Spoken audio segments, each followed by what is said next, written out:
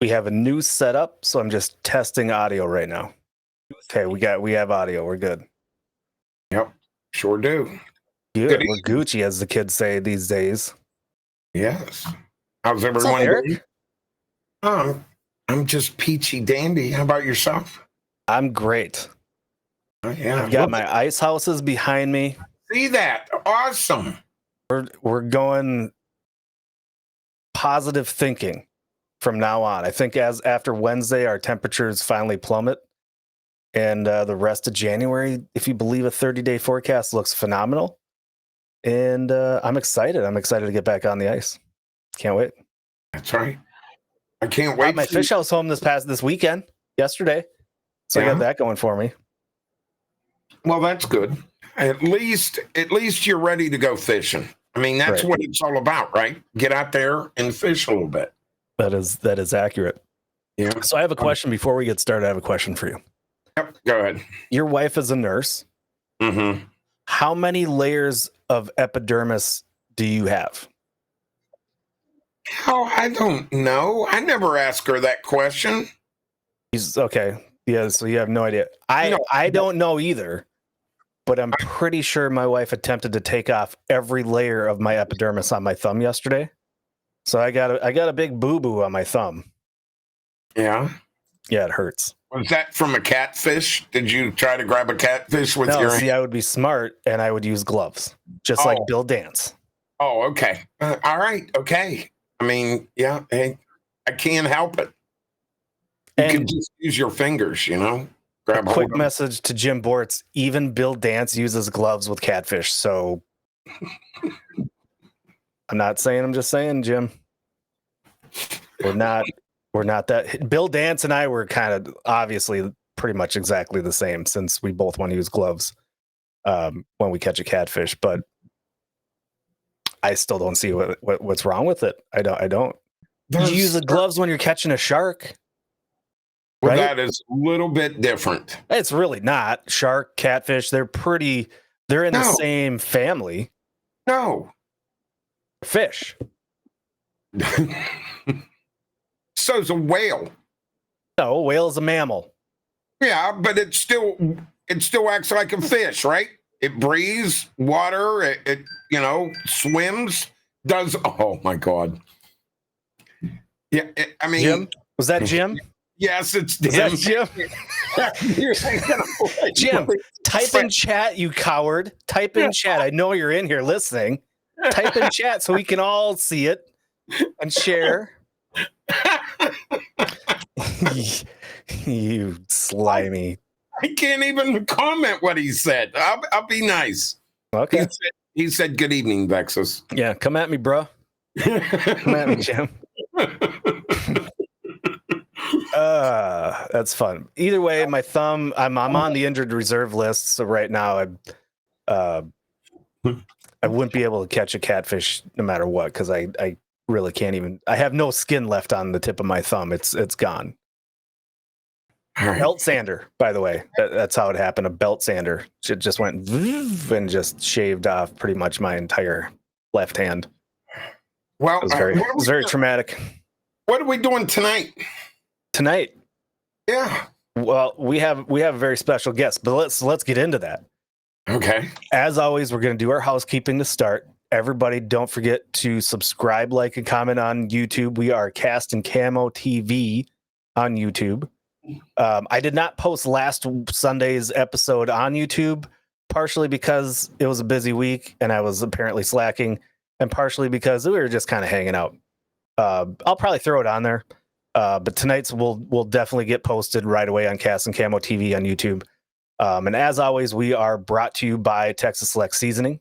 BBQ if you're in our Twitch chat right now. And just for everybody else's knowledge, once again, we do a little reminder every week. We are live on Twitch under the name Cast and Camo. We do this show live. Hang on. This is how new we got. We got new stuff. You're not going to be able to hear it, but the chat's going to be able to hear it. We'll do it live. Fuck it. Do it live. There we go. We'll do it live. So if you want to watch and interact with us, we're on Twitch every Sunday night, 7 o'clock. And then we post to other platforms after the show is over. Carolina Basco, !CBC. Both, if you enter Cast and Camo, you get 15% off. Be sure on the Texas Select Seasoning, enter Cast and Camo in all caps. That is very important. That's when you're going to get your 15% off. Very cool. Our other most exciting, as well exciting, SeaArk Boats, brought to you by SeaArk Boats.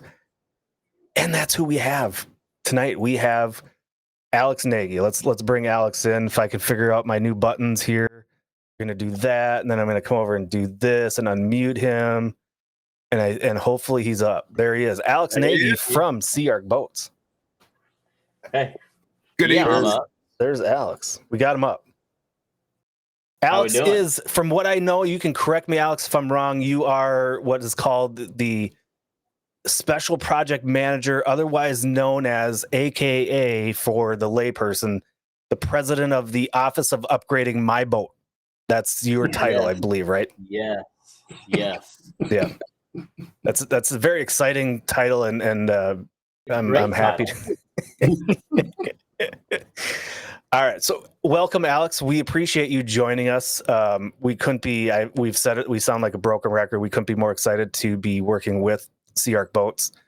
And I know Eric has been excited to have the representation from SeaArk on with us. So if you don't mind, if just kind of give everybody let's talk Alex Nagy for a second. Let's get to know Alex. Yeah, we don't have to go with, like, in third grade, I looked across the table and cheated. We don't have to go that far. But it's it's funny. So, I'm not like no OG like Eric and stuff. I actually in the start of the video, the premiere, I was seeing, like, what was that current that you guys were fishing where you had that rod buried? Where was that at? In the Red River. Red River up in North Dakota. We were in the Twin Cities up there, just above the Twin Cities, about 15 miles north of the Twin Cities. I'll correct you now. It's more like 5 hours north of the Twin Cities, but you're close. Your geography is not too far off. It's just on a map, it's like this, right? So we'll give it to you. But anyway, that was probably one of the best fishing experiences that I ever had with channel cats, was on that Red River up there. I mean, we caught literally hundreds of channels, and I broke my personal best at 25 pounds off that river for a channel. That's a bucket list. So I have several bucket lists. That's one of them. I got a couple buddies that have been to the Red River and just absolutely love it. But, like I said, when I seen that, I'm like, that gets my heart pumping. I'm ready to go out there. But, no, like I said, it's, my journey into the sport, into catfishing, and really fishing in general has not been long. And it's kind of a unique story because where I'm sitting now in Warsaw, Illinois, in pool 20 of the Mississippi River, right where the Des Moines River dumps in. So when I look out my window, when I say I live on the river, I'm like 20 yards from the water. But when I look out, I see Missouri and Iowa, and I can actually see the Des Moines River coming into the Mississippi. So this is my home. I've grown up here for 38 years, been here. And then my family's always been into boating, not fishing. I did some fishing in ponds, in the summers with my grandpa, and, throughout my life with friends, in local ponds. But, when it comes to the river, I never fished. It was mainly going to the sandbar and pleasure boating, tubing and all that stuff. And after college, I got hired on with Cole Wholesale, which is similar to like a Cisco or US Foods. I got my Class A CDL and started delivering groceries. Did that for 13 years, delivered to schools, restaurants, nursing homes. Very demanding job. Get up at 2 a.m, drive an hour to work 14 hours, drive an hour home, Monday through Friday. Still enjoyed it, but it was, like I said, it was just a lot of hours. But when I got on there, a buddy of mine that I met that was on second shift, he knew that I lived up by the, on the water. And he came up and he caught a 30-pound blue cat right across from my house. He's like, "Hey, I can see your house. Check out this blue." And at that time, this is probably about 13 years ago. And I said, "I don't even know what a blue cat is." And I'm like, "Well, I got an old pontoon that me and my best friend bought in high school." I said, "Let's take it out and we'll go fishing. Bring all your gear." So I picked him up. We went fishing up by the train bridge. It's like a local hot spot, and caught, I think, 15 fish. Big fish I caught 50 pounds. So I was like kind of ruined right off the bat. You know what I mean? So at that point, I'm all in. I buy up my first SeaArk in 2013, Easy 200. And then I start fishing locally. And then I start fishing tournaments and even traveled to Monsters on the Ohio in Owensboro, Kentucky. So that's kind of the start. And then really from there, it just really grew. My family had done a DJ business. So I kind of had, the public speaking and going and putting on events, weddings and stuff like that. So I had a trailer already, but I was fishing some Twisted Cat events. And I think after my first 3 events, the guy running it asked me if I wanted to take it over. And for some crazy reason, I said yes. And then after that, that's just everything has just been catfishing, tournaments, Twisted Cat. SeaArk was a big sponsor. And like I said, it just kept growing. Like I kept meeting the right people that wanted, they were positive and they wanted to help grow the sport. And like I said, I run Twisted Cat Outdoors, and this is my 10th season. And then I also fish as a tournament angler. So I travel a lot fishing. I don't get to fish as much as I'd like.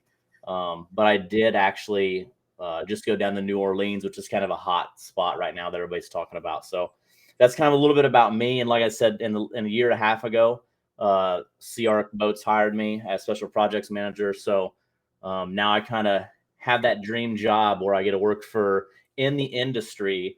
I'm not doing groceries anymore. Now I work for SeaArk, and that's all I do. I wake up and it's all about boating, fishing, the outdoors, partnerships and all that stuff, and the events that we do. And like I said, we have a lot going on in 2024, and we just had our first tournament at Lake of the Ozarks last weekend. So now it's just like, oh wow, I've got my United States up there with pins on stuff that we're doing this year. And actually, that was a good thought when you said that you went to the Red River. I need to start putting some pins up of like places I went to fish and caught fish and all that stuff, because that's starting to really broaden. And New Orleans is almost 14-15 hours from my house, but like I said, I was lucky enough to go down there. So but yeah, like I said, it's not been a long journey. It's relatively, it ain't like I've been fishing since I was 3 years old. You know what I mean? Like I said, it was very small if I was at a pond at my grandpa's, something like that. But from when I started 12 years ago or whatever, it's like all in, and I love it. So yeah. So are you strictly a catfish guy? Oh man, so I'm gonna say yes. I love catfishing, but I've not really done the crappie stuff or the bass stuff, and I've got friends and met people over the years. But I did just recently go to a lake south of Kansas City about 2 weeks ago with Crappie Kirby, and he had live scope. I've never seen live scope before in person, so I got to go out with him and watch how that all is, which is so different. So number one, he was in a Pro Cat 200, and he didn't have an enclosure on like what I'm used to, and it was super, super cold. We picked up some minnows, and we're jigging, but look, I'm used to like 7.6, medium heavy, big casting rod, reel, 80-pound line, and I can really feel it. So he has me up there with, I don't really remember the rod or whatever, but a small rod and a little minnow. And then we're watching the screen, and he's dialing it all in. He would know I had a fish before I did. He would look at the screen and he could see it. And it took me most of the day before I could really kind of understand it. But he's like, fish, fish. And I'm like, what? And then I lift up and there's a fish on. So, I mean, like the live scope is really cool.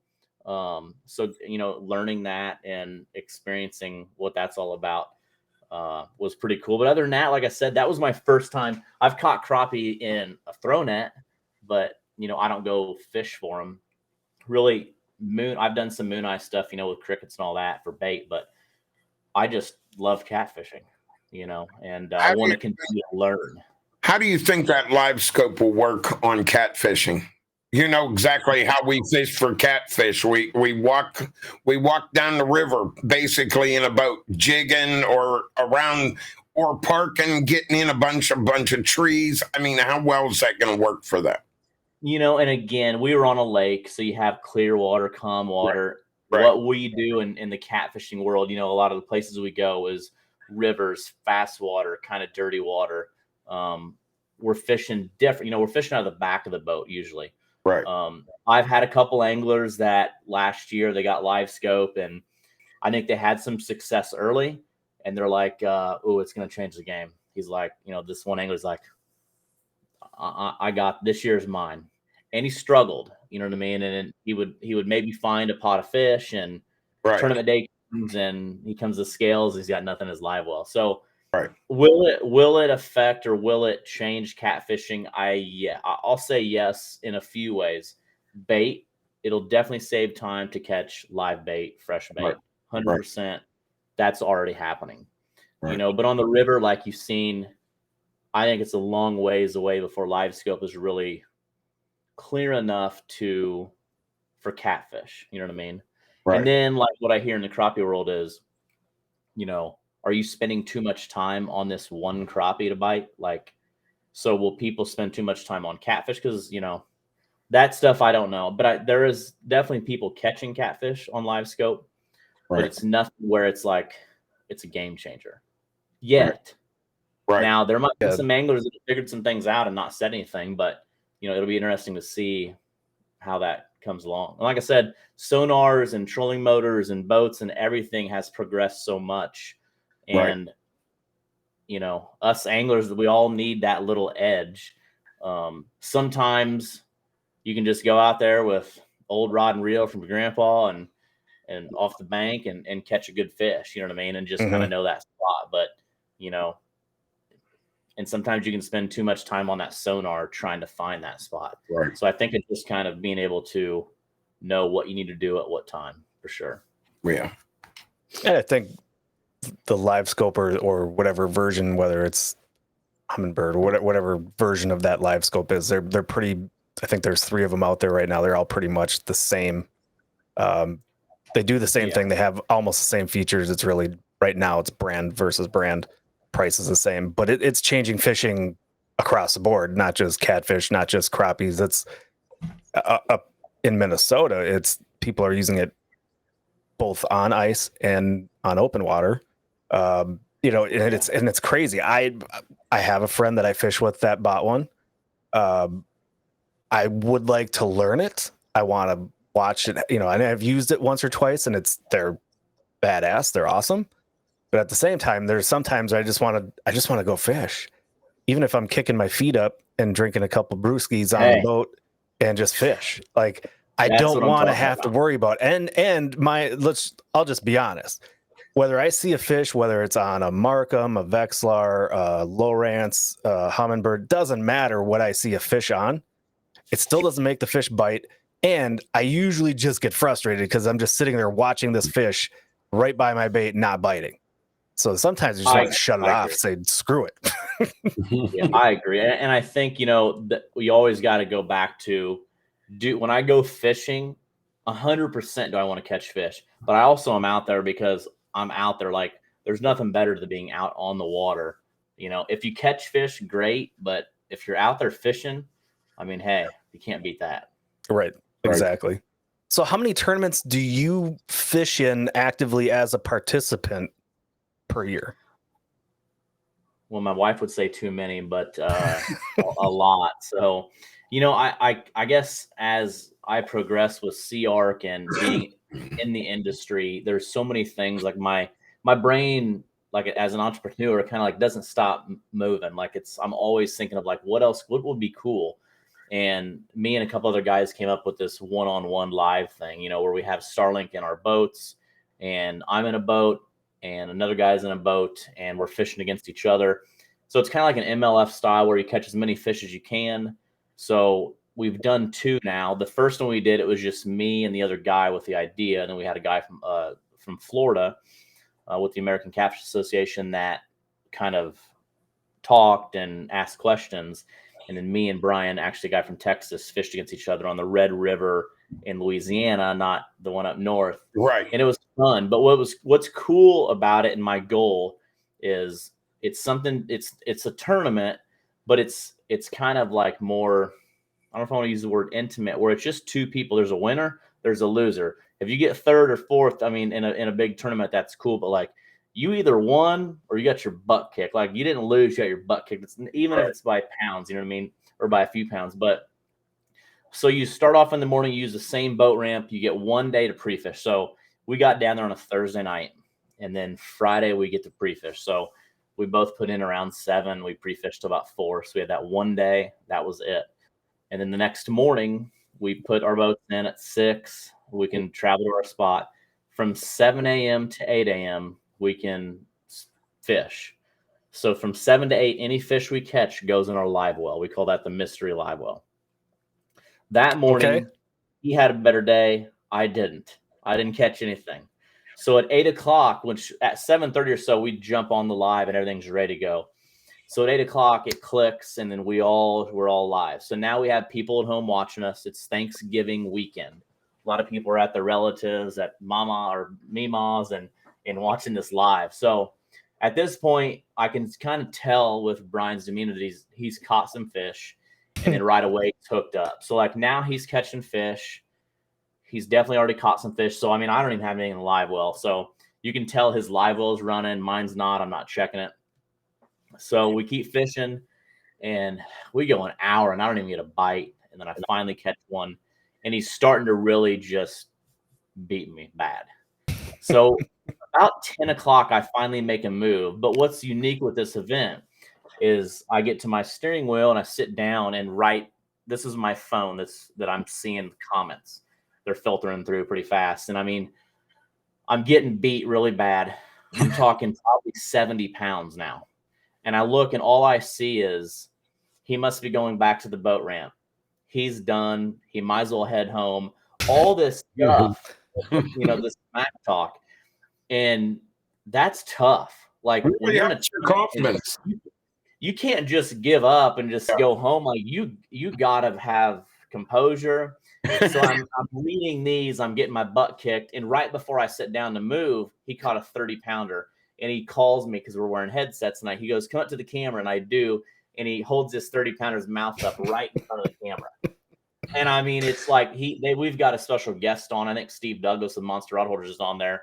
And everybody, just from everybody talking to the comments, is like, Alex is going home. Like, he's got to make a move. It's too late. So I made a move, and I went into like kind of a little small ox boat that had some current rushing in, and first few minutes, picked up a fish, picked up another fish. So slowly catch back up to him. I'm at like 101 pounds, and he's at like 147. And we got about 40 minutes left. And I'm dragging baits, and I spin around in this cove and run. I'm running kind of back and forth. And at the very end, I double up on like a 25 and a 27. And then I catch like another one. So now I'm at 167, and he's got like 150. And we both get bit at the very last like seconds. Like, we both run to the rods, and I get up because if you catch it at that 2 o'clock mark, you're good. You can reel it in. Right. We both just so much anxiety, I guess. I pulled the hook. So I missed it. He missed his. We're done. I'm up like 17 pounds. And then it comes to the mystery live when I'm sweating. Like, I was Ric Flairing. Like, I was so happy. I had a fish on the deck. I'm reeling one in. I'm about to fall off the boat. It was a disaster the last half hour because there was so much going on my boat. So it was really cool for the spectators, like the people watching. And it was like, you almost would have thought this fishing tournament was like scripted, but It wasn't. This is how it played out. Even while I'm catching these fish at the end, this guy in a little duck boat comes in, and he hears me yelling and hollering because I'm on live, and I've got a fish between my legs as I'm reeling another one in. And it was just so much going on. But like I said, I was pumped. I was like Ric Flairing, like, woo. And so we're finally done, and I'm sweating because I'm like, okay, now what did he do in the morning? Right. And I let him go first. So he pulled one out, it was like 8 pounds. And I'm like, oh, crap. So all I have is, 2 years ago in some of the Twisted Cat tournaments, I had some anglers that have rubber ducks in their live well for good luck. So I put some in mine, and I get him, I open my live well, I have water in there, and I pull out a rubber duck with my boga grips, and I hold it up. So I've got nothing. So then he goes next, and he's getting closer. And then it goes another one, and he beats me by a few pounds. But it was so much fun, you know what I mean? And the whole goal that we had with this one-on-one is that now somebody that's new like myself, 10 years ago, that wants to go to a Twisted Cat tournament, but sees all these anglers that have been doing it for 20 years. Like, Right. how do I compete? Like, are they superhuman? Or what are they doing different? Now they get to see like what I'm doing. The whole day they get to see me cut bait, do my rigs, how I'm fishing, my sonar, what I'm looking at. They get to ask questions. They get to see what Brian's doing. So it's bringing tons of value to people that want to learn what we're doing when we're out there doing it, when we're 110% in. So that event happened. And then Brian called out Mike Mitchell from Alabama in Natchez. So Christmas weekend, we went to Natchez, and Brian fished out of his boat, and then Mike was in my boat, and they fished one-on-one. Same thing, Friday pre-fish, Saturday tournament.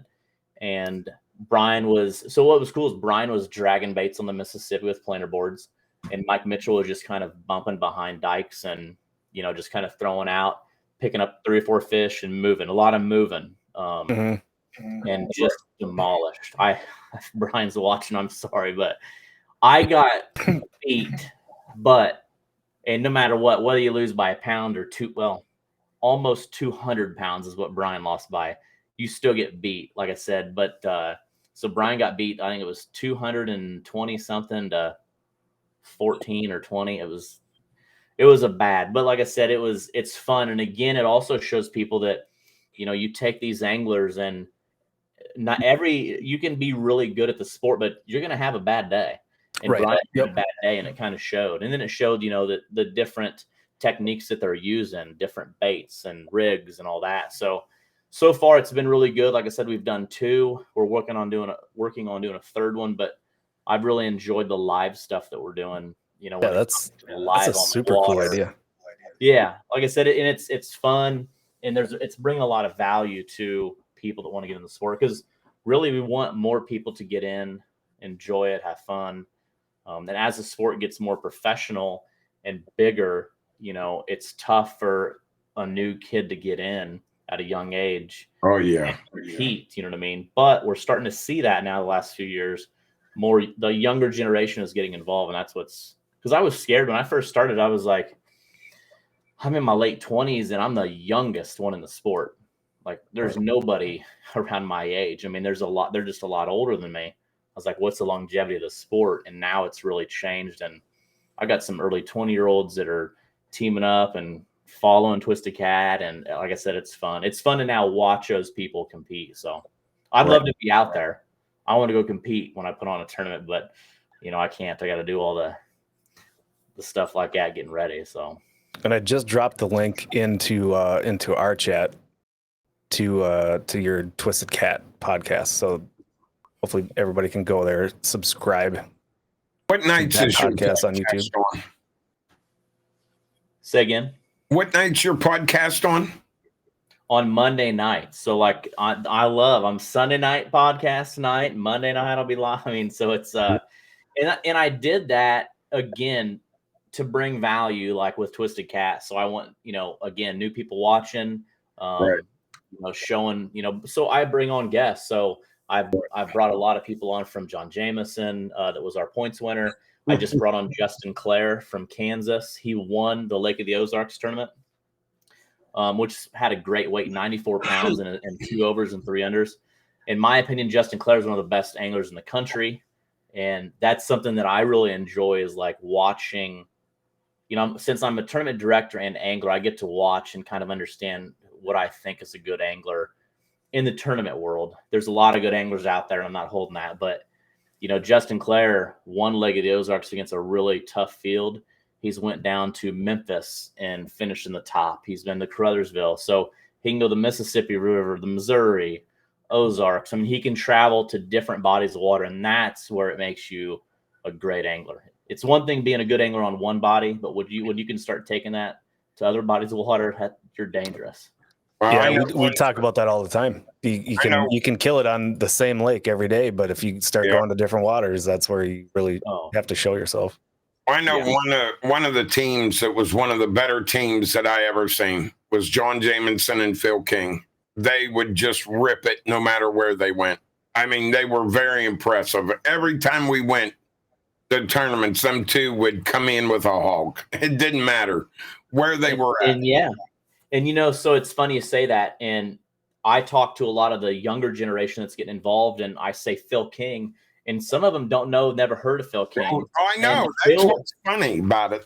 But you know, he's came back this last year. He's fished several tournaments, and he fished my new Madrid in October. Phil and David Shipman, and somebody came in with a crazy bag of 3 fish. I'm talking like 134 and 3, and then Phil and David came in and beat them out. Actually, it was the Whisker Seeker guys. It was Charles LaPlante, their team, and David and Phil came in, and that was awesome. There's no disrespect when I say I always call them like the OGs, you know what I mean? Like the people that's been doing this for a long time. And that's what's cool. Seeing those guys still come in, that puts a lot of respect that they were doing it a long time ago and they can still do it now. That's huge. Because when you used to fish against them, like when I was doing the TV shows and that, we would be out on the tournaments with them, and they would call and say, and hang up. And it'd be like, what the hell's that supposed to mean? Then you go in, and they got a 100-pound blue cat that they pull out of the live well at the last minute. And you're like, you know, what's your chance, John? Get the dynamite out of your back pocket and get. And you know, I've been to some stretches and tournaments that we fished down in Helen, Arkansas, and we were fishing the same this outside bend along this big rock revetment bank, and I mean, these guys are they're flying, like we're bumping, and they're bumping a lot faster than we are, which maybe is a better technique that they got down, and they're just catching fish, and I'm watching them. Just beat up on me. I'm like, oh, that's disgusting. You know what I mean? There's another one. They caught another one. I'm telling you, if you ever get to fish with John or Phil, you will not have a better 2 guys to learn catfishing from. I respect both of them. I love them both as brothers. I've known them very well for a long time, and they're really good people. Yeah. So just real quick, I got a text on my phone that I'm supposed to with a message for Brian. If you're not first, you're last. There you go, Brian. I don't even know Brian, but I love taking pot shots at people I don't know, because how else do you make friends? No, 100%, 100%. This is a super cool idea. I had no idea that y'all were doing this, and I think it's fantastic. It's great. And so we posted on Facebook and YouTube. I'll have to get this Twitch stuff figured out, but it's like I said, it's to me, it's so much fun. Like, I don't know, I'm a very competitive person. I always want to win. I want to put on a great event for people that are going to travel and fish my tournaments. Right. Like this is another way. So like I kind of think, okay, if I'm going to go fun fish, like how can I make this even, like I want to bet somebody. So even in my tournaments, I just bet a couple guys this past weekend, $20. Like my buddy, I said, I bet you $20 that you want me, because he was all confident. He's been on fish. I'm like, I bet you a signed $20 bill that you're not in the top 10. So he wasn't in the top 10. So I got a signed $20 bill from him. But it's always about that. Like if I go somewhere, like let's make it fun and competitive. Let's do a live, or let's, try to get somebody else to come, and then we're going against each other. You know what I mean? So I don't know. I love it. I enjoy it. And I think when you're in a competitive scenario fishing, whether it's on live or against a buddy or whatever, it makes you like work harder. So if I go out and fun fish, you know what I mean? I'll get complacent, if the fish aren't biting and I'm going to anchor up or whatever, I might sit there on my phone or on TikTok or, not like, if I don't get a bite, that's fine. I'm out here fishing. But when you're betting a buddy or something, like you're going to go that next step, and I'll make an extra anchor move or 2 just to try to catch some more fish and beat my buddy. You know what I mean? So absolutely. I love it. Yeah, absolutely. Can we talk SeaArk Boats? Yes.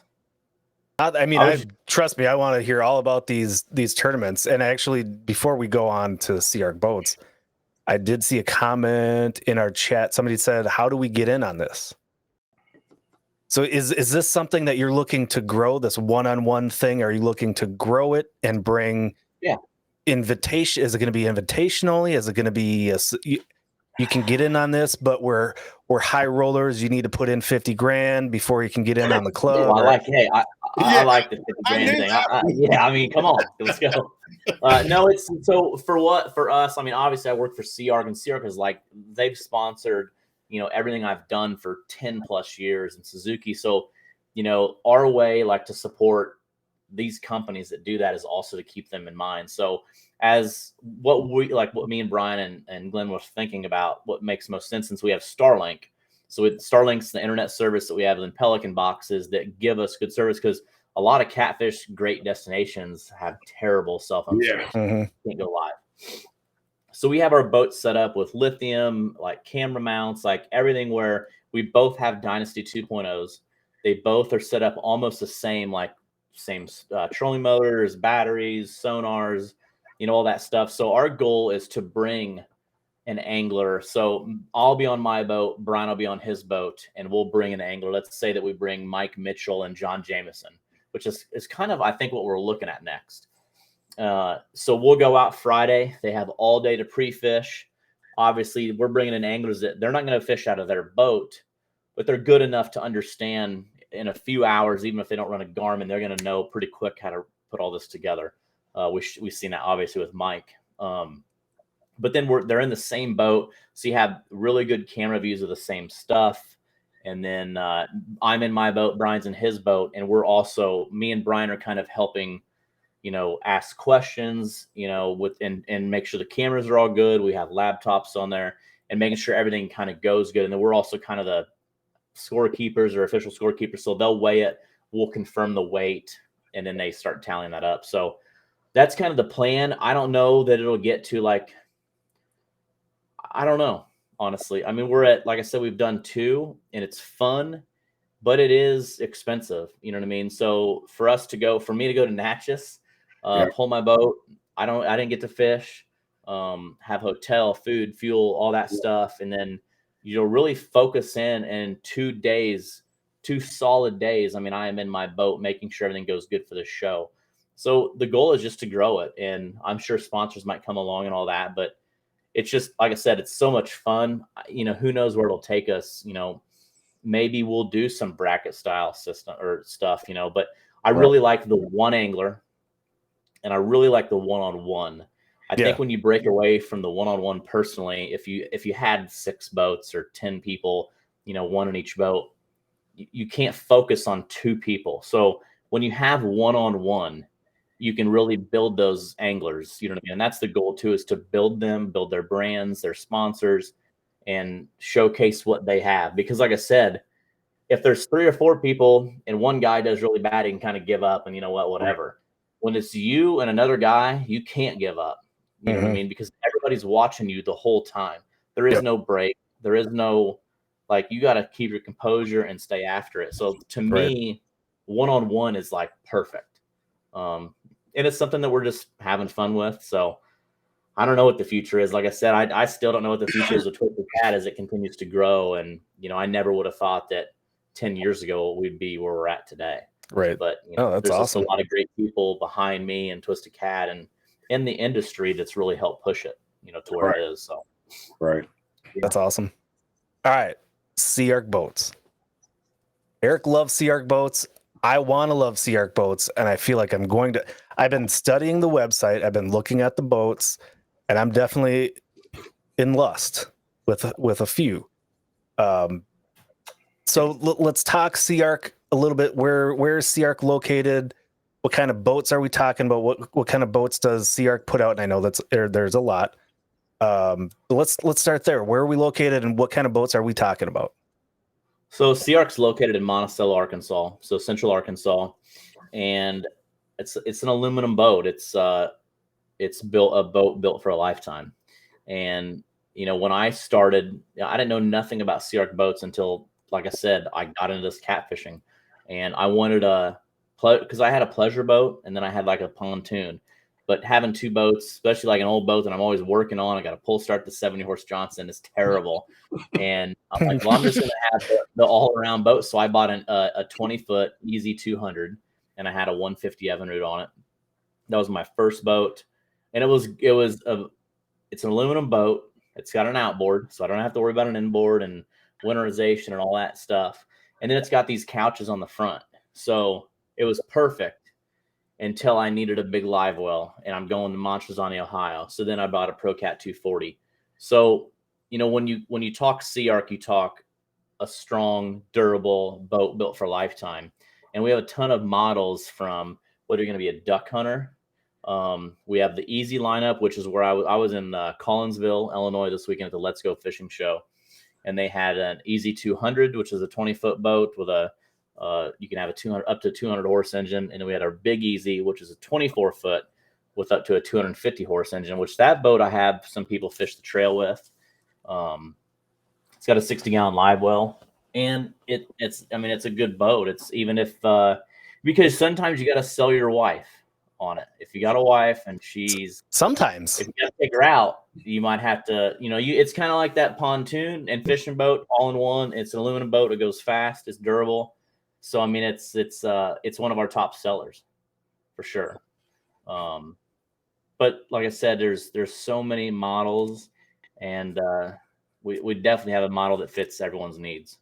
For sure. How many authorized retailers do you guys partner with that are selling SeaArk boat? I was shocked that at a marine dealer not too far from me that they have SeaArk boats.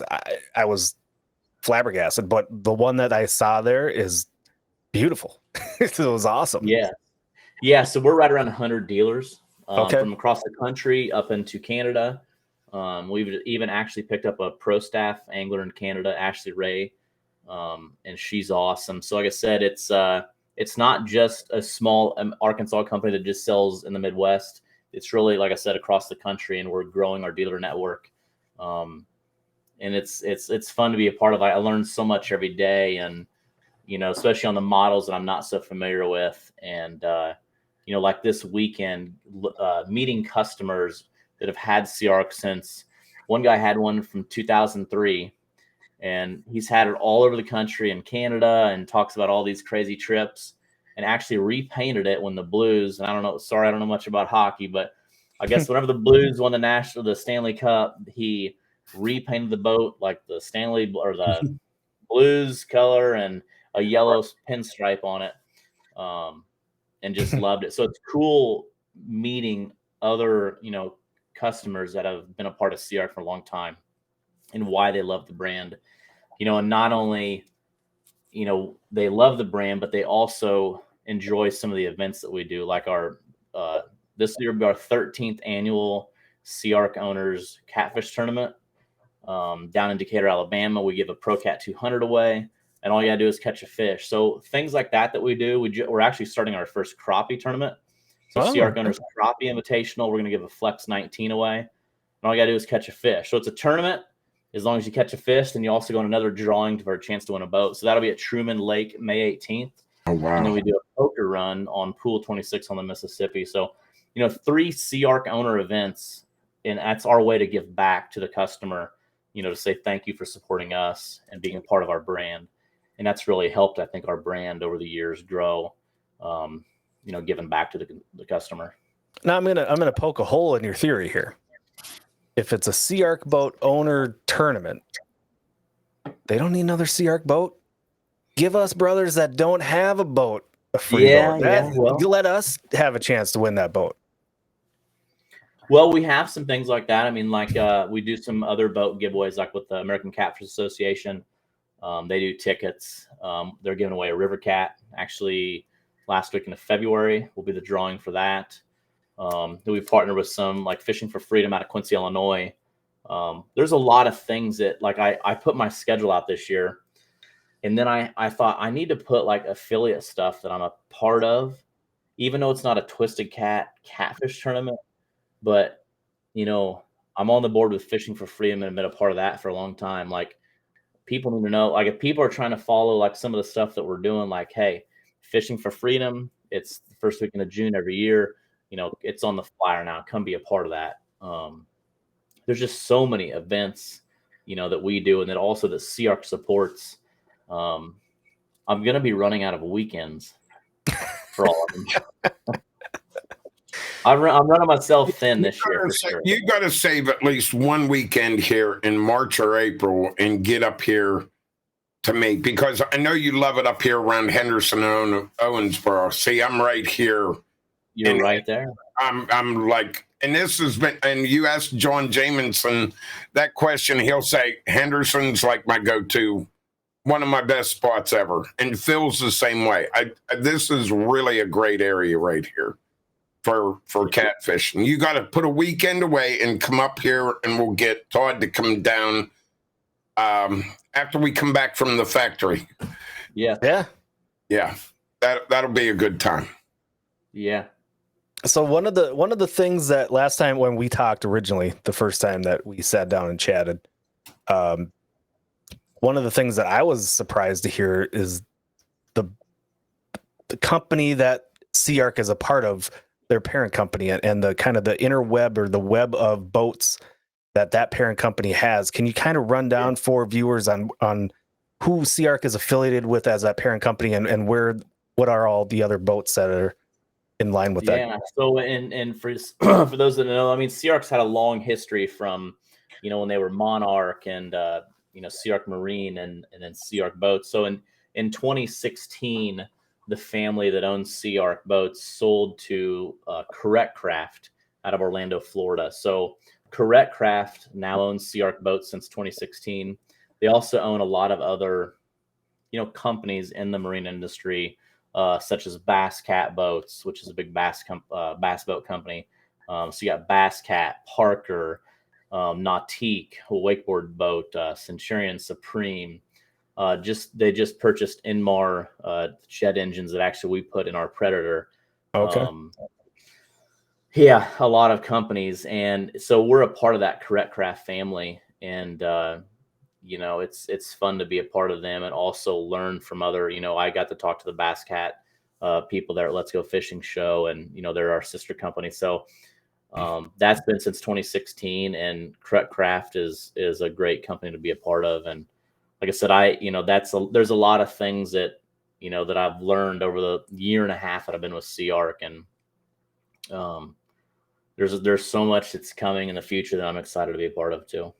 Yeah, that's awesome.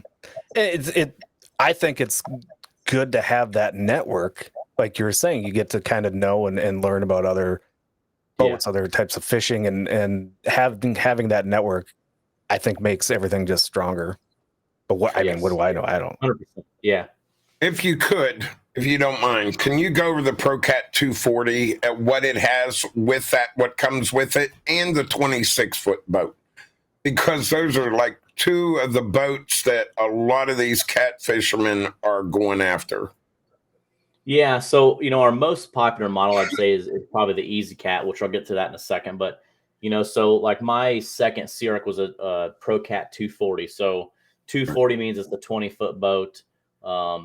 And what's unique about it is it's set up for a tournament angler, or just a hardcore, angler. And we even have crappie anglers that buy ProCats and crappie fish at them because they've got a nice full windshield that closes up. So if you're in some nasty weather, you can you're not going to get rained on, or you got a nice windshield block, or, to get out of that wind. And then when you turn around and you do your business in the back, you're fishing, you got 4 big captain's chairs, plenty of room, big live well, rod boxes on the side for storage.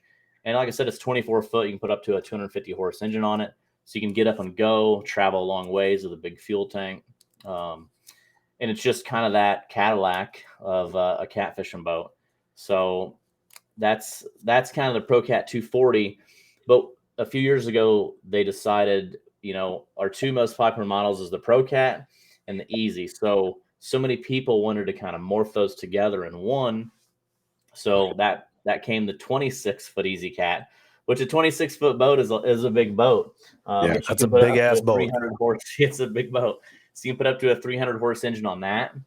And it's literally, and if you look from the consoles, which is the same windshield as the ProCat, from that forward up, you got nice lounge seats, So now you sold your wife on that, your family, you take your family out to the sandbar on Saturday and they can sit in the front and hang out, but then you've got the fishing in the back. So it's just been a really popular model. And I have quite a few easy cats that fish my trail.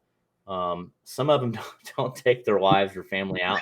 They just like to have that 26-foot boat and 300. And they like to have the couches on the front where a lot of them like to night fish every once in a while. So now they can hang out on the couch in the front. And, you know, if it's tournament time, they got a windshield to get behind and go fast, and big fuel tank, big live wells. What is all the comfort on the 26-foot? Say again? What is the fuel tank on the 26-foot? 63 gallons. But you know, and those continue to get bigger. It's I remember mine was a 43. I had a 2015. So it would take me 4 years. I fished a tournament last year that we went 113 miles one way, I think, out of Helena, Arkansas. So that's one way on the Mississippi River. I think it took us 3.5 hours because we had to somewhat conserve fuel because. Well, let me ask you, you couldn't trailer that? No, so we couldn't trailer that. So in your tournament, that's a good question that I'd like to bring up. In your tournaments, are you allowed to trailer? Say you come up here and you have a tournament in Owensboro or Henderson or Evansville, wherever out of here. Are you allowed to go trailer to another location to drop your boat in, or does it all have to be out of the start? So we always did a shotgun start for 9 years. This is the first year we've kind of changed that. So for 9 years, it was you come check with me in the morning. We check your live well, make sure everything's good. We put your boat in at one ramp. And then everybody's in, and then at 7, sometimes 7:30, we would do the national anthem and then take off one at a time by boat number. Right. So after 9 years, the problem that we're running into is as the boat numbers grow, you know, I'm like, we're doing everything we can to get boats in the water, national anthem. And it's like, we got like 30 seconds before we got to like take the first boat off. So it was really tough. And then everybody's starting at one time. It's 7:30 before they're leaving. So, I mean, some of the fishing hours are you're missing. Yeah. So then what we've gone to now is a 5 a.m. Takeoff. So you come in, we'll be set up. And so like for our next event, we're going to be at a Wolf Creek in Grand Lake of the Cherokees in Grove, Oklahoma. So Wolf Creek is where everybody's going to put in, but I'll check the first boat. We'll have a line of boats, but at 5 a.m. I'll check the first boat. I'll say who's the registration, make sure they're good, check their live well. They can put in and they can go. They can fish from 7 to 3. At 3 o'clock, lines out of the water, back to Wolf Creek by 4. And then we're going to weigh in. Now, some areas, as we've progressed and went to, you know, the Mississippi River is tough because you do not have many boat ramps and you don't have great boat ramps. So we're going to be in Perryville, Missouri, which was about an hour south of St. Louis on the Mississippi, but it's not directly on the Mississippi. It's about 20 minutes from the river, across from Chester, Illinois. Beautiful city, great town. Like I said, I used to deliver there when I worked for Coal Wholesale. So, I mean, I know the town well. I always thought, man, it'd be so cool to have a tournament here. Like, how do you have a tournament? But over the years, I learned, you know, we got a company out of Arkansas that we can pay them. And they'll come and they haul fish, and they're great at it. They take good care of them. So we've done that already at some tournaments. Because my goal is to, if I have a tournament at a boat ramp on the Mississippi in the middle of nowhere, you're going to have the anglers, and that's about it. It's tough to get a spectator to go drive down a gravel road into this ramp, and there's no bathrooms, there's no food, no vendors, no nothing. So like in Perryville, the first of every month, which we're going to do it the first weekend of July, they have a car show, and it's been going on for a long time. So it's a big deal right on their square downtown.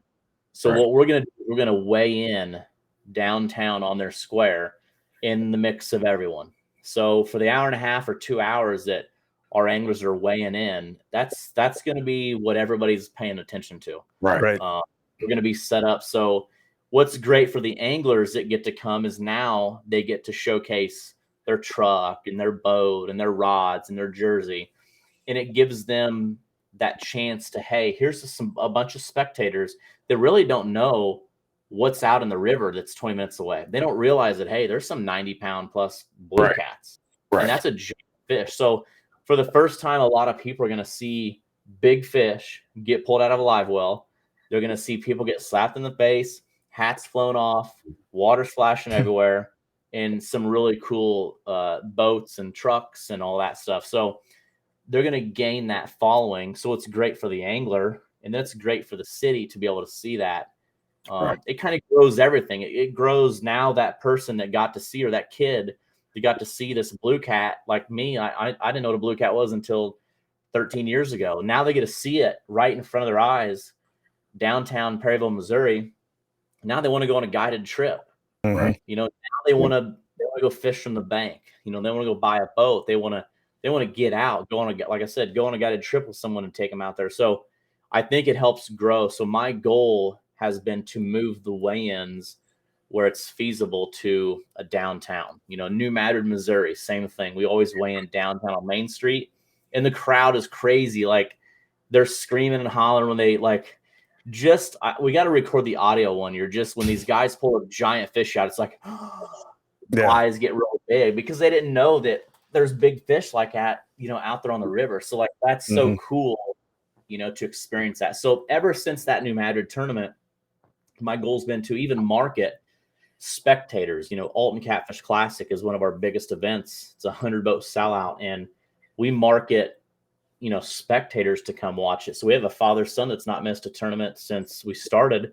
They come from Chicago, Illinois, drive down, stay the night. We set up a big tank that they can see the fish. So some of the fish that come in, we'll put a few of the big ones in a big 1,500-gallon folded tank that these spectators get to see swimming around. Last year, we had a 106-pound blue cat swimming around. Not many places do you get to see that in person. No. You know what I mean? You get to literally look at a 106-pound blue cat that's swimming around in a tank, you know, that was just caught in a tournament. So we had the biggest spectator crowd last year that I've ever seen in Alton. It was amazing. You know what I mean? And that's the goal. And that's what helps grow the sport of catfishing, because we want to get to that bass level. And I always say, to me, and again, I'm not a bass fisherman, but to me, all the bass look about the same. You know, maybe it's a 2-pound, 3-pound, whatever.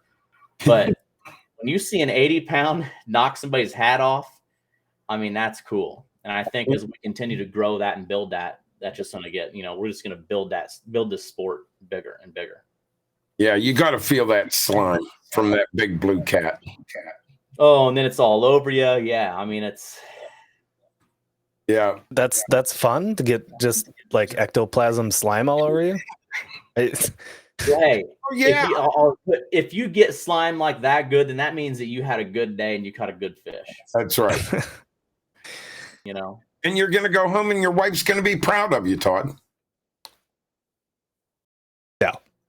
Only if it was good enough to collect a good check. No, she's going to say, "You're home already?" No.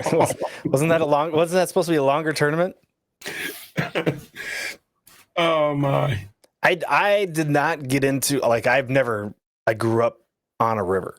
Not literally, I didn't grow up on a river, like I wasn't raised by a pack of wolves, but there was a river within my town minutes away. And we fished it all the time, but we fished walleyes. We didn't fish catfish.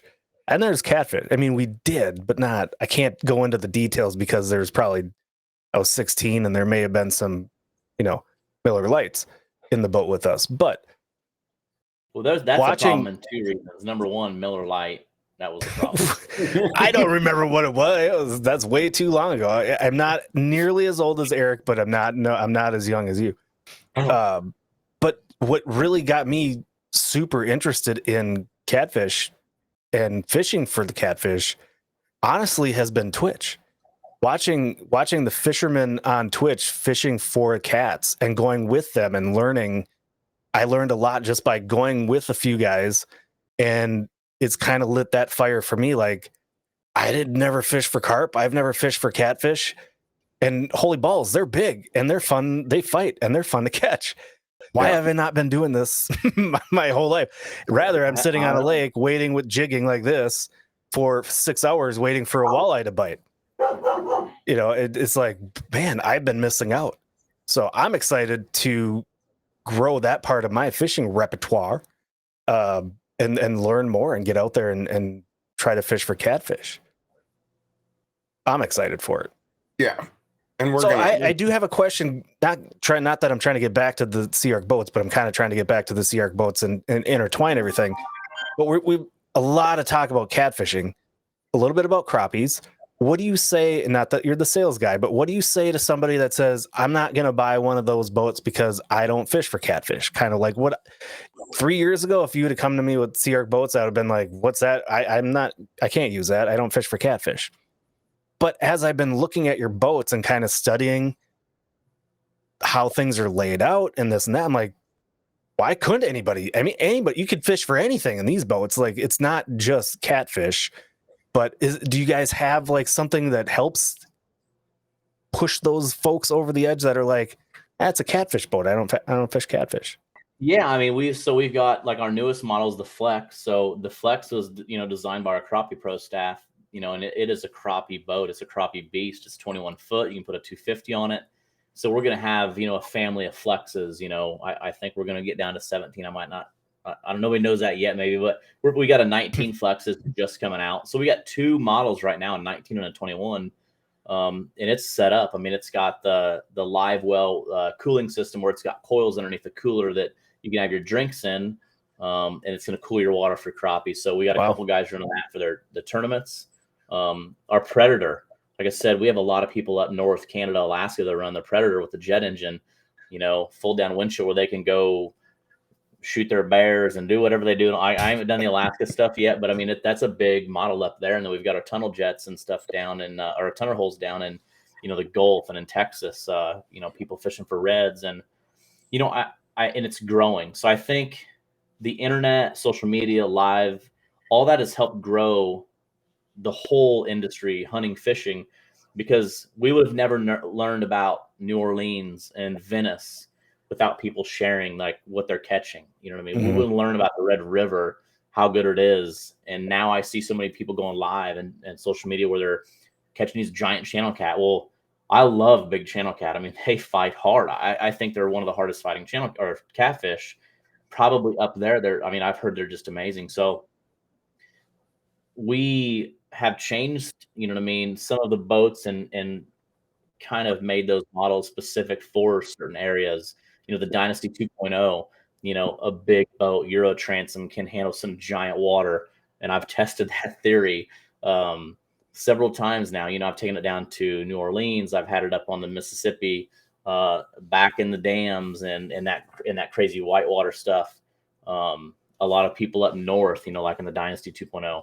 So there's a model, I think, for almost everyone. It's just finding which model fits you. Like I learned this weekend at Let's Go Fishing Show is, everybody has a need and then they have a want. So right. Do you need an easy cat with a 300 horse engine? You might, but you know what I mean? So like, what's your need? What's your want? Yep. And I think that SeaArk answers a lot of those questions or a lot of those, those needs and wants. And whether you are up in Alaska, Canada, or if you're in Florida on the East Coast, Midwest, or if you just like to pleasure boat. And that's what's unique about SeaArk is, like I said, I think we answer a lot of those questions and have a perfect model for you. And like I said, who knows what we'll come out with in the future, but the Flex, like I said, is an awesome boat. We just redesigned the Predator, our jet boat. We just got a lot of cool things happening, a lot of cool things coming. So hopefully that answers the question. Like I said, for there's sure. a lot of models, and it's not just a catfish boat. So when you think SeaArk, don't just think catfish. We got the Slayer for duck hunters. We got a bunch of duck hunters running the Slayer. That's another thing I've not gotten into yet is duck hunting. I've heard it's a bad idea to go down that road. When I first got into SeaArk didn't have catfishing boats at that time. And interesting. And they was more of like bass, crappie, stuff like that. And then when they come on board with the BOC in the beginning, then they started getting interested towards the catfishing. And that's basically how it all got started with the catfishing. I think we had several people helping, trying to come up with boats to have to go catfishing.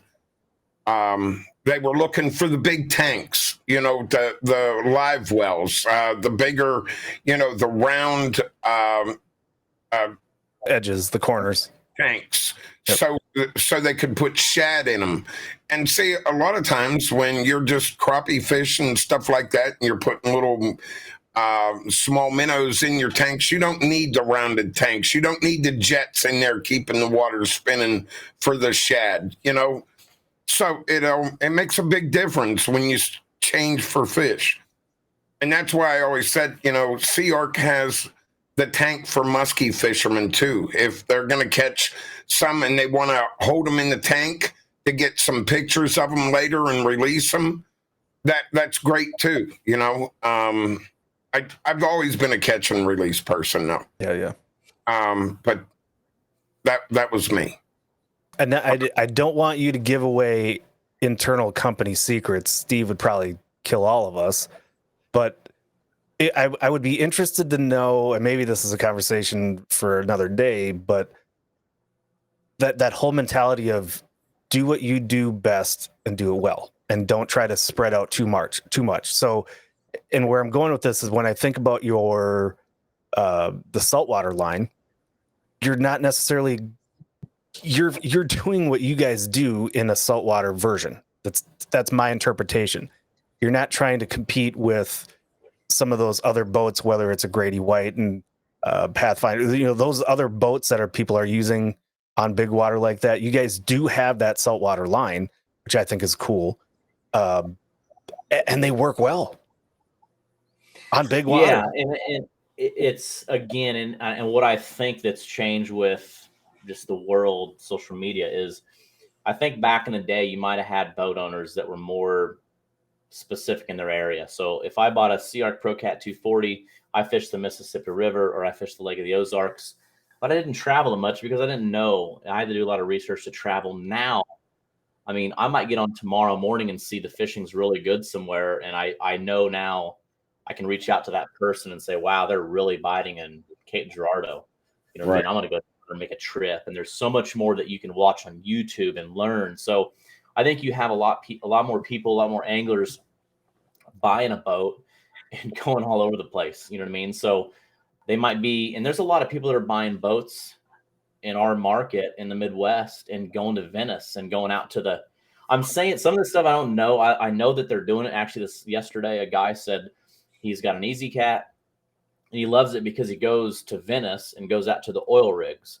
I have no clue what that means. Like I've heard that before. I don't know what he's doing in his SeaArk out by the oil rigs. I don't know nothing about it. But it sounds really interesting. So without him telling that and me hearing that, like, I'm thinking that sounds like I need to do that.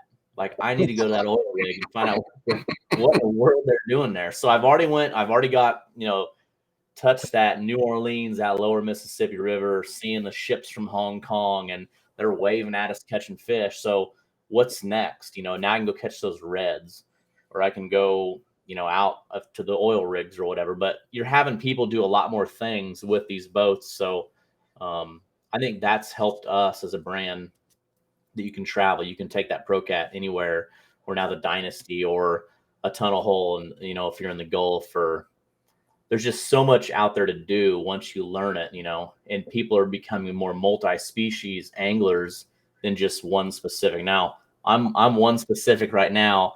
I've only went crappie fishing one. I got to learn that a little bit more. I think I'd like bass fishing, but again, I just like that big catfish. So right. I want to I talked to somebody today about it. I want to learn how to, I think if I can learn how to catch some crappie and some bass, that could help me as a catfisherman too. You know what I mean?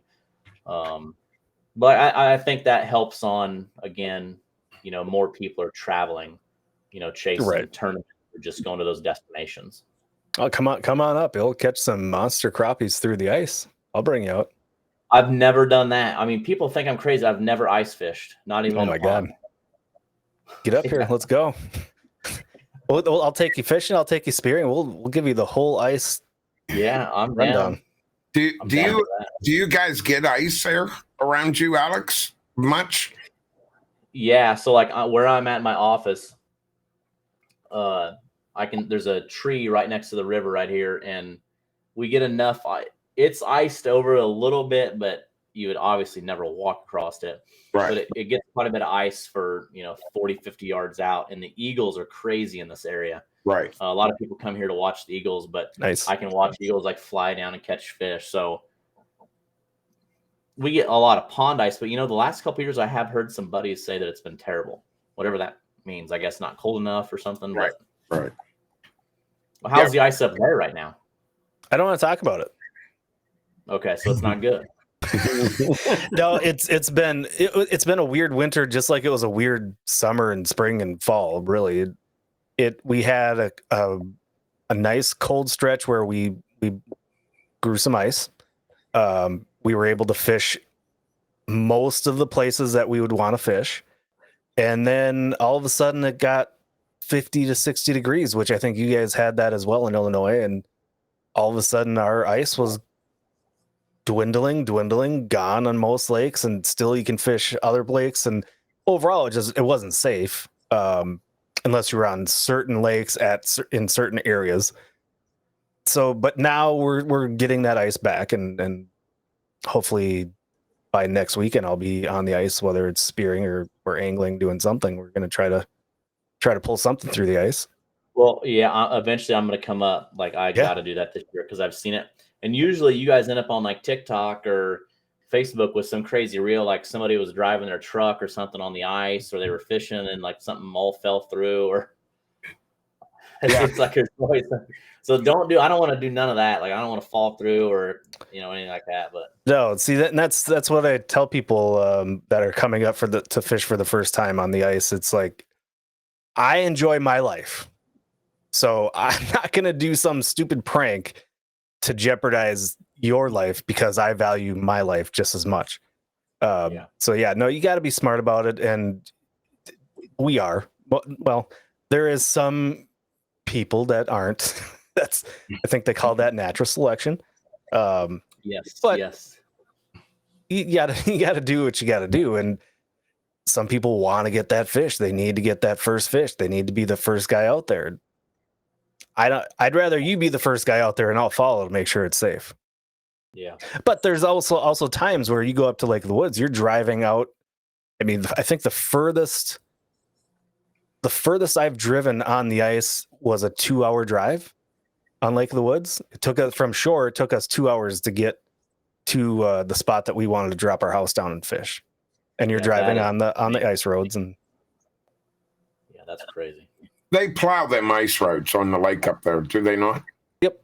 They plow them pretty wide, and they put bridges over the cracks so you can drive over the cracks. Bridges over the cracks. That's crazy. Isn't that crazy? That's right. Yeah, that's nuts. Alex, I'm going with you, and me and you are going to be pulled on a rubber raft behind them in case they go through. Yes. Still on top. I'd rather honestly go south to warm weather, but yeah, no, I'll go up there once and try it out. Maybe I'll love it. One of my clients is from Little Rock, and they came up for a conference, and it was in the middle of January. It happened to be during like one of the coldest stretches that year, and they had never seen ice or a lake frozen over in their entire lives. So we took them ice fishing, and it was so funny because we literally drove out on hop in the truck, and we started driving, and about 10 minutes into it, she looks at us, she's like, well, when are we going to be on the lake? And I'm like, sister, we've been on the lake for 15 minutes already. You're on the ice. She's like, whoa, it's just kind of funny to see the reaction of people that have never done it or have never been exposed to it. It can be quite comical. Yeah, it's nuts. So, Alex, let me ask you a question. Is there anything new coming out for 2024 or 2025? You don't have to tell us. You just say yes or no to that question. You don't have to go into details because I don't want you to. In the SeaArk lineup? Yeah. Yeah, there is. And like I said, you're starting to slowly see it now with the new Flex 21 and the Flex 19. It's just literally one's been built, and it was at one of the Tulsa boat show. And you'll see some other things coming soon. Like I said, we got a great team. We got a new national sales manager, Jeremy Coe, that used to be with King Cat, and he's kind of in the industry for a long time. Young kid, and he's aggressive. He's great. So like I said, we got a great team. New marketing director, and obviously Steve Henderson has now been president since 2016. So it's a fun team to work with, and kind of work our ideas off of each other and just kind of continue to build the brand. So yeah, you'll see some new things coming for sure. And now they have us. Yeah, that's right. 100%. You got it. We're going to bring you to markets that you're not currently in. You have dealers in Minnesota, but I'm going to venture to guess most of the people that I know that I fish with have never heard of SeaArk Boats. So I'm excited to hopefully bring that name and that brand and expand that up here. Maybe get some sales for you guys. Yes. Yeah, we like that up north business, and I used to go to the NPAA, the National Professional Anglers Association. They used to have up at Wisconsin Dells. They had their meetings every year, and it was pretty much walleye, a few muskie, and then me and my buddy from Chicago were the only catfish guys there. But I did meet some, actually one of our dealers now used to go to that. So I got to meet a lot of people and network with those people and kind of learn a little bit of that industry up in north. And that's a big industry up there too. You know what I mean? We have a lot of lakes. A lot of water up there. A lot of water up there. There's a lot of water to fish, yep. Yeah. I know one thing. I spent 127 days, every day for 127 days in a SeaArk boat doing that TV show. Every day we fished. And that is... I don't know how many people have ever done that 127 days in a row. That was nuts. But it was a lot of fun. It was. I don't know that I could do that. I mean, maybe. That's a lot of days in a row. You did that every day? 127 days. The day we left my house, we started that day and kept going. 127 days until we made it back home. Yeah. Wow. Yeah. That's impressive. That was crazy. That's very crazy. Yeah. Maybe one day I'll do that. I'm not going to beat that, though. I'm never going to beat 127 straight. That just can't happen. All right. I have a very, very important and maybe slightly controversial question. Oh, my. Yeah, here we go. Are you ever going to have a fiberglass boat? I'm going to say no. And I'm going to say, but some of our sister companies do. Correct. No, that I do. But okay. I think, like I said, I think you'll see as the years come, different models and, finding the best model that fits those needs. And if there's a different niche, to find that and chase that market and, just continue to innovate and build the best boat in the aluminum market that we can. Did they not have a fiberglass boat back in Monarch time? I should know that. I'm trying to be really good with my history. I was never great at history. We'll edit this part out. We'll edit this part out. Yeah. I'm just trying to remember on the Monarchs because I remember when Monarchs were big. When I was a conservation officer, the state of Pennsylvania was actually looking at Monarch boats at one time for some of the conservation officers to use on smaller lakes. Yeah, no, we built a lot of those big aluminum boats, with Monarch and SeaArk Marine.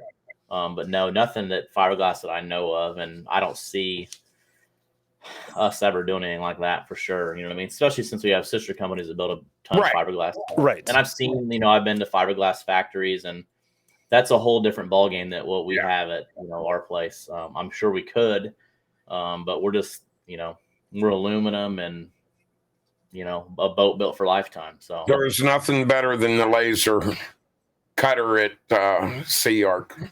I enjoyed that down there. I can't wait for him to see this.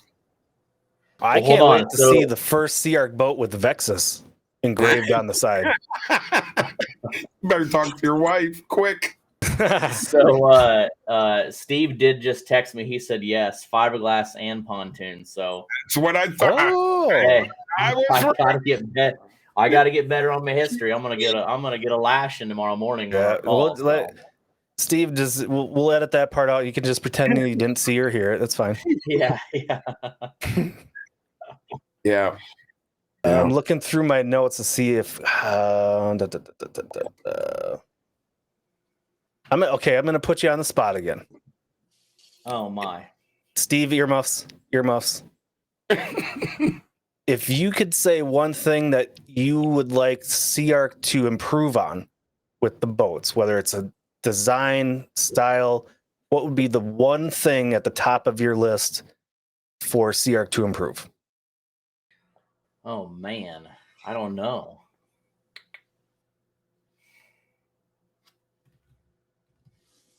I mean, I think that we're improving every day, and just on models, changing them to again fit the customer. From the easy and the catfish to be an easy cat, and fit that niche. So improve on, I don't know. Maybe how about making a Twisted Cat Outdoors special edition? Oh, yeah. I mean, like a special color. yeah. Maybe that. Wait a minute. What about a cast in camo SeaArk boat? That too. Yeah. I mean, come on. Yeah. But no, I mean, like I said, it's, improvements. I mean, you can always improve. And I think that, like I said, that we have a team that's doing that. And like I said, it's, we have a lot of models that we just look at each year and what can we change? What can we do to make it better? To fit those as things change, times change, to fit those needs. Well, one thing that I did have a question on this, since you got all the guys who are listening from SeaArk, can you have the boat wrapped at the factory when you're having it built?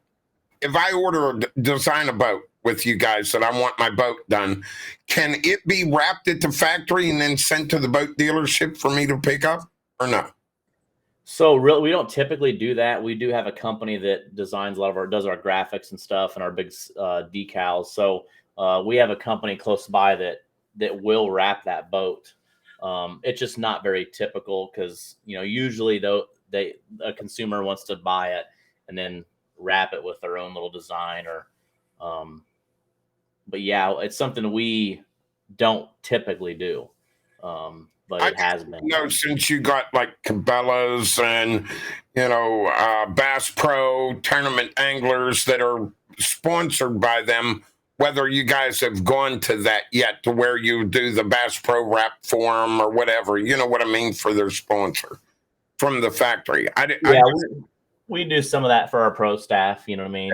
We got a few pro staff that will wrap or do like a designator and stuff like that. But right. Yeah, mainly it's just we got a lot of different, like, unique, cool graphics that, like the splash graphics and all that. And then some people have changed to where they just want the boat painted and like a little designator on the back. So there's a lot of different options, you know what I mean? And right. Everybody kind of has their own what they want. So camo's a big hit now. And I had 2 camo SeaArks. My first 2 SeaArks are camo. Mossy Oak Bottomlands is one of our most popular. And there's a lot of camo boats going out of SeaArk, not just duck boats. I mean, it's 26-foot cats and pro cats and just a lot of camo, river cats. So it's just, what do you want? Some people are using it for duck hunting or going to their duck blind. And then you got the people that want the red or the all black and the shiny and the two-tone and all that stuff. So, right. Yeah. I get it. It's good. I don't know that I could have a camo boat. And it's my favorite color. Camo is my favorite color, but I'd love to have a camo boat. Oh, maybe. It doesn't match my truck. That's the problem. Yeah, well truck. I did that already when I bought my last boat. I bought a different truck just so I would match my truck and my boat. Isn't that, it's like golf. You have to look the part. You have to look good. I can't fish for shit, so I might as well look good while I'm fishing. Right? Hey, as long as you look good fishing, that's what matters. That's right. I wear all of the like all the gear, the sleeves and everything. That's not actually to protect myself from the sun. That's just to look like a fisherman. Yeah. And then, like I said, it's, if my advice is if you have a rough day at a tournament and you didn't really catch them, you don't have to just drive home. One of the best ones I always hear is, we had 100 pounds, but we just went ahead and threw them back. You know what I mean? It was, Right. We just decided not to weigh. They don't, we didn't catch fish, but it's always, well, we had them. We didn't think we had a good enough bag, so we threw them back. You know what I mean? So then you can at least save face and come to the weigh-in and hang out. But I'm like, wow, you had 100 pounds and threw them back. You would have been in third place, but you threw your fish back. Okay. All right. Yeah. So that's my advice. That's a little tip from Alex today is if you fish a tournament and you get your butt kicked, just tell them you threw them back. Threw 'em back. Everybody would know I'm lying. That wouldn't work out for me. Well, you mentioned Mossy Oak. You're partnering with Mossy Oak. Who else are you guys partnering with in that kind of, in those terms? So Mossy Oak's a big partner. Power Pole, Suzuki, companies that we just work close with, and great companies that help us in a lot of ways, from our events to marketing, co-op marketing with, if they share some stuff on their social media pages. And we're growing that too. So, I mean, like, that's something new that we've kind of really started, is that the co-branding stuff. And Mossy Oak we've been doing for a long time too. Like I said, it's the number one selling camo for sure that we're doing. And everybody's kind of back in that bottomlands, that kind of old school camo pattern, it's a sharp pattern. It really is. Right. Yeah, I like the camo looking boats though. I always have. I thought they were really great. Yeah. Maybe someday. I just feel like if I'm in a camo boat, I should be shooting ducks or geese. That's my vibe. That's what the vibe I would get. But I'm not knocking them. Camo is my favorite color. I love it. Well, I mean, what color boat would you want? I don't know. I mean, what do you want? A bright white one with an orange glow on it, a big rubber glove sticking out at the end of it? You know what? I'm not talking to you right now. Look, I just want a boat that runs, okay? That's the bottom line. If the boat runs and steers and floats, keyword floats, the rest is easy, and has a cooler. As long as I can put a cooler. Oh, the fishing part's easy. I like that. I'm gonna remember that. Yeah. So if I go fishing with you, I'm gonna remember you said that. I gotta clip that. I mean, the fishing is easy. All you gotta do is put a bait on your hook and drop it. Catching fish is different. But if you're just true, you got me there. You got me. Yeah, there's fishing and there's catching. That's right. Yeah. There's a big difference between the two. I'd love to take you out on the ice. I think it would be a blast. I do. So, Alex, what is your next thing you got going on? When is your next tournament again? Oh my! So I just had Lake of the Ozarks. My next tournament's February 3rd, Grand Lake of the Cherokees, Grove, Oklahoma. That's right. Like I said, we have 13 tournaments this year, a championship, and 3 SeaArk owners events, Fishing for Freedom. I mean, it's just I got some youth events, so it's just nonstop. And then who knows where this one-on-one is going to go? It's like I said, it's something fun. It's really drawn a lot of attention.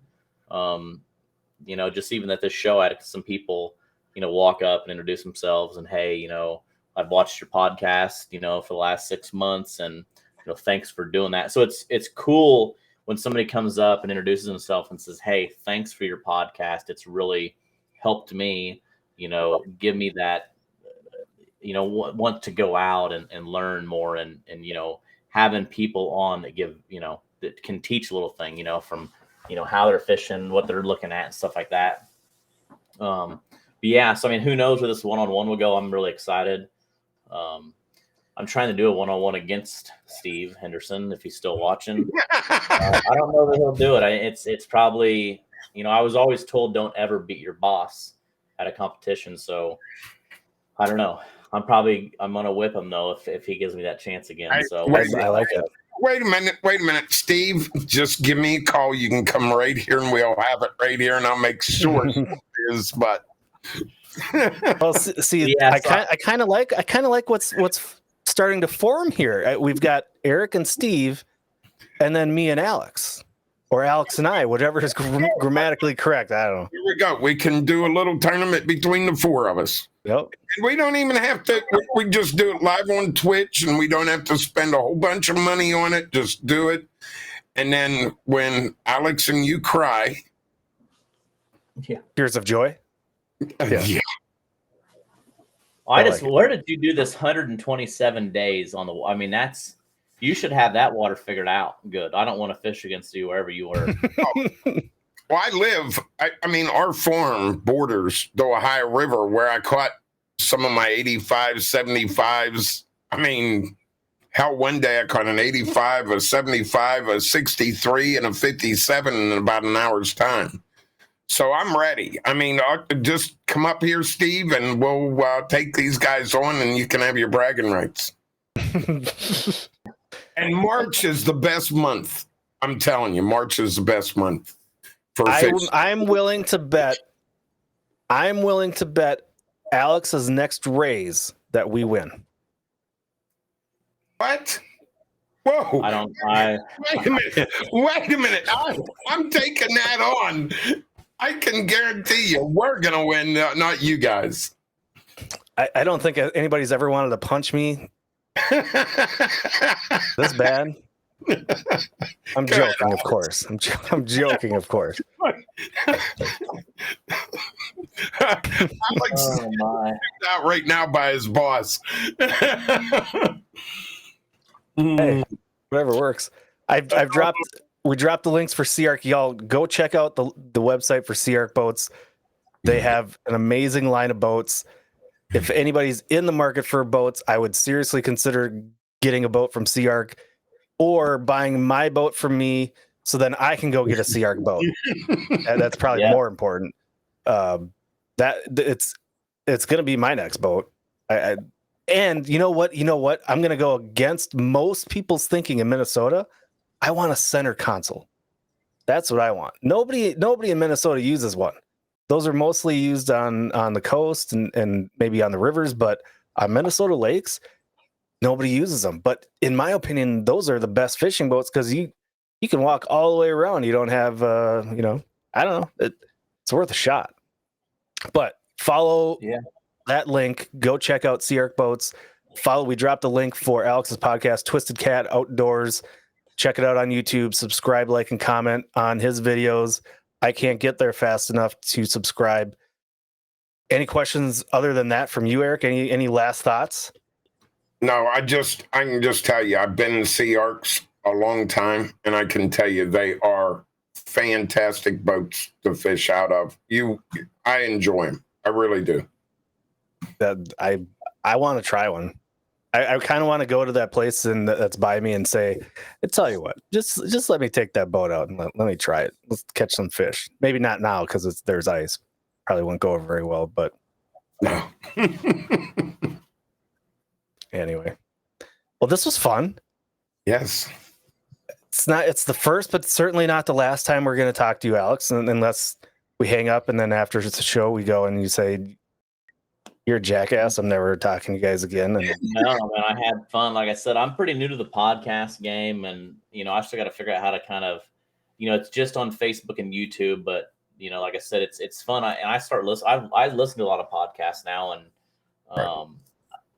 like I said, it's fun because now, you get to give so much information. You get to learn so much, and my goal is to share it. So I have nothing to hide. I'm sharing what I do out there, and that's again the one-on-one stuff. If you get a chance, check it out. It's on our YouTube. It's on the Facebook page. But just watch a little bit of it. If you watch the one again with me and Brian, watch the last 30 minutes, and it's pretty cool. It's kind of like I don't watch a lot of the MLF stuff, but you get to see my demeanor change from like, oh my gosh, I am getting killed right now, to literally I'm Ric Flairing.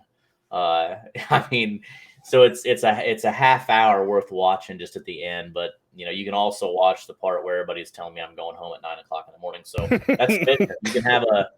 You can give up at 9 and go home, or you can just stay after it and keep changing tactics and find what they're doing and get on them. And like I said, that's what's fun is I've learned so much and gotten to be so much better as an angler by competitive fishing, because I go out there and I'm 110% in. Like I don't want to lose, and I definitely don't want to get my butt kicked. So, instead of getting out there and getting complacent and, I'm all by myself and nothing's biting, I'll just, hang out or go in early or whatever. So it's just different mentality. And I don't know, I love it. Love being competitive. And like I said, even making the side bets at tournaments that's probably the coolest thing we do is, if I go to a tournament, I'll pick a few friends and say, hey, I got a $20 sign bill that I beat you. I wish I had this stack of bills up here. Not that it's like a lot, but it's probably a couple $100 finally over the last 3 or 4 years that I beat a guy by a little bit here. Now I've paid some $20 bills too, so don't think that I haven't. But you got to be smart. Another tip: be smart on who you bet. I wouldn't bet John Jameson too many times. You know what I mean? So Yeah, bet the people you think you can beat. Yeah. That's why I made the crazy bet offer that I just made, because I have that much faith in you that you and I could pull this off. I like that. I like that you have faith. I like that you have faith. Absolutely. And I can't believe you have no faith in me. No, I didn't say I didn't have faith in you and Steve. I just I mean, Steve could handle it by himself. Okay. We're throwing down the gauntlet right now. Sounds like. Oh, it's gonna be fun. All right. Yes. Well, Alex, again, thanks for joining us. Everybody, check out SeaArk Boats, and don't forget, we are also brought to you by Texas Select Seasoning and Carolina Bass Co. If you want to save that money, 15% off Cast and Camo is the code to do it, and go check them out. And Alex, we'll talk to you soon with Steve next time, right? I think we're going to try with Steve. Yes, we're going to get Steve on here and get the full history of SeaArk. Yes, we won't screw up any of the history. Everything will be perfect. That's right. Perfect. Yes, love it. Yes. All right. Thank you guys for having me. I really appreciate it. Thank you. Thank you, and we'll see everybody. We'll see everybody next Sunday.